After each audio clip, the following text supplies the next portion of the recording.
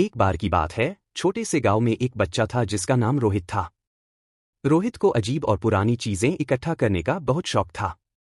एक दिन वह अपने दोस्तों के साथ खेलते खेलते गांव के बाहर पुराने और टूटे फूटे घर के पास चला गया। वहां उसे एक पुरानी, धूल से सनी लकड़ी की अलमारी दिखी। उसके अंदर एक अजीब और डरावनी गुड़िया रखी थी। गुड़िया की आंखें काली और खोखली थीं और उसके चेहरे पर एक अजीब सी मुस्कान थी। रोहित ने सोचा, वाह, ये तो मेरे कलेक्शन के लिए परफेक्ट है। उसने गुड़िया उठाई और घर ले आया। जैसे ही उसने गुड़िया को अपने कमरे की शेल्फ पर रखा, कमरे में एक अजीब सी ठंडक फैल गई। रोहित ने इसे नजरअंदाज किया और खेलने में मग्न हो गया। रात होते ही रोहित को अजीब आवाजें सुनाई देने लगीं। कभी खटखट की आवाज, कभी किसी के चलने की। वह अपने बिस्तर पर बैठा सोचने लगा कि शायद ये उसकी कल्पना है। तभी अचानक कमरे की लाइट झपकने लगी और वह गुड़िया अपनी जगह से गायब हो गई। रोहित घबराकर इधर उधर देखने लगा। अचानक गुड़िया उसकी पलंग के नीचे से सरकती हुई बाहर आई। उसकी काली आंखें रोहित को घूर रही थीं। रोहित ने डरकर गुड़िया को उठाया और अलमारी में बंद कर दिया। मगर ये तो बस शुरुआत थी। अगले दिन रोहित के दोस्त उसके घर आए और सभी ने मिलकर गुड़िया को देखने की जिद की।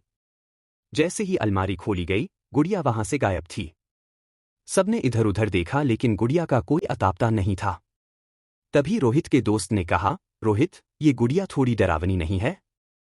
हमें इसे वापस फेंक देना चाहिए। लेकिन रोहित को यकीन था कि गुड़िया उसके ही कमरे में है।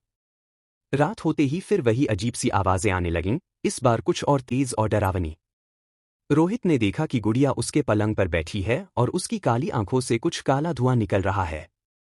रोहित चीख पड़ा और उसके माता पिता दौड़कर कमरे में आए।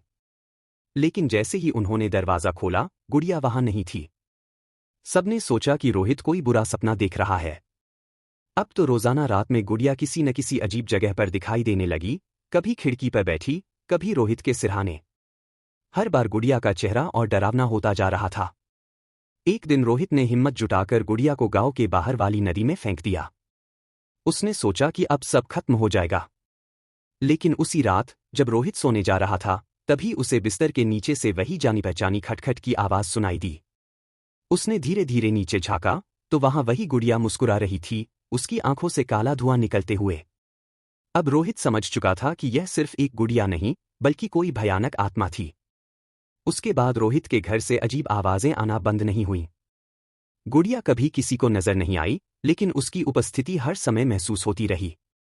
रोहित ने गांव छोड़ दिया, लेकिन उस गुड़िया की यादें हमेशा उसके साथ रहीं। कहते हैं कि वो गुड़िया अब भी उसी टूटे फूटे घर में रखी है, बस किसी और रोहित के इंतजार में।